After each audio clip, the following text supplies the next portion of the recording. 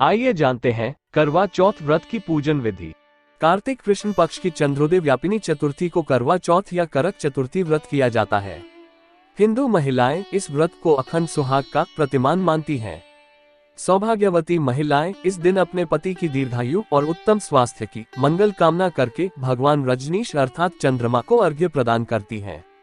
करवा चौथ में शिव शिवा और स्वामी कार्तिकेय का पूजन किया जाता है।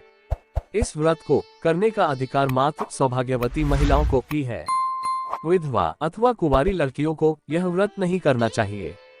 कुंवारी लड़कियां भूल से भी यह व्रत न करें, अन्यथा वैवाहिक जीवन दूषित हो जाता है, क्योंकि स्त्रियों की ही फलश्रुति शास्त्रों में मिलती है। सद्य विवाहित लड़कियां विवाह के पहले वर्ष में इस व्रत को अधिक धूमधाम से करती हैं। शादी वाले वर्ष कन्या पक्ष से भी ससुराल वालों के लिए फल, मिष्ठान, मठरी, खांड के 13 करवे और सासू माँ की तियल बायने के रूप में आती है। 1 लोटा, 1 तौलिया और 1 विशेष करवा ससुर को भेज दिया जाता है। करवा चौथ को सूर्योदय के पूर्व सर्गी अर्थात सास ससुर द्वारा दिया हुआ अल्पाहार करने के उपरांत अपराह्न तक निर्जल व्रत रहने का नियम है।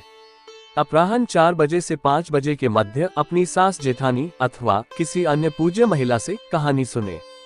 कथा सुनते समय एक पटरे या चौकी पर जल से भरा लोटा और थाली में रोली, गेहूं, चावल से भरा हुआ मिट्टी का करवा ढक्कन सहित रख लें।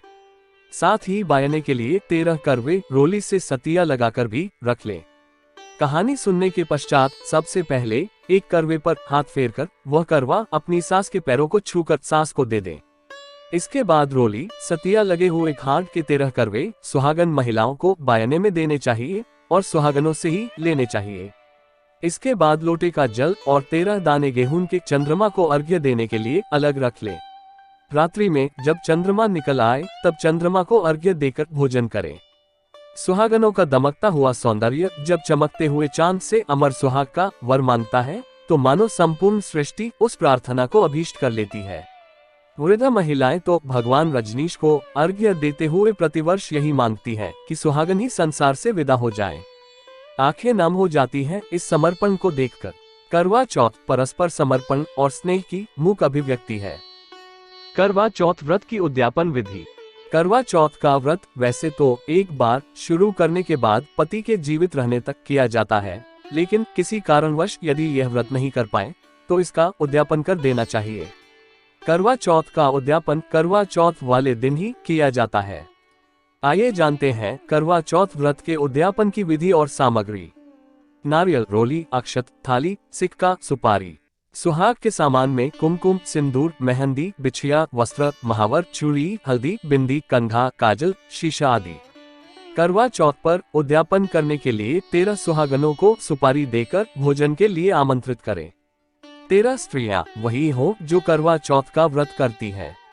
करवा चौथ वाले दिन प्रातःकाल स्नान करके साफ सुथरी या नई साड़ी पहने, सरगी का सेवन कर व्रत का संकल्प लें और दिन भर निर्जला व्रत रखें। करवा चौथ के उद्यापन में हलवा और पूरी का भोजन जरूर बनाएं। इसके अलावा सामर्थ्य अनुसार पकवान बना सकते हैं। ध्यान रहे इसमें लहसुन प्याज न हो।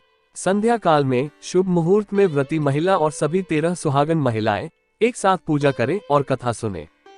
चंद्रमा को अर्घ्य दें और पानी पीकर व्रत का पारण करें। अब एक थाली में 4-4 पूरी पर हलवा रखकर 13 जगह रखें।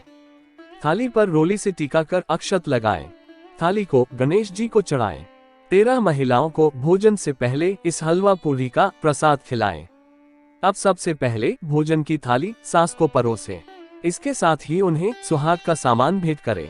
अगर सास सुहागन नहीं है तो घर की दूसरी वृद्ध महिला को ये थाली और सामान भेंट करके उनका आशीर्वाद लें। आमंत्रित सभी 13 महिलाओं को भोजन कराएं और उन्हें टीका लगाकर एक थाली या प्लेट में सुहाग की सामग्री और कुछ रुपये रखकर भेंट करें। देवर या जेठ के एक लड़के को साक्षी बनाकर उसे भी भोजन करवाएं और उसे नारियल और रुपये भेंट में दें। इस प्रकार करवा चौथ व्रत का उद्यापन किया जाता है। बोलिए करवा माता की जय, करवा माता की जय, करवा माता की जय।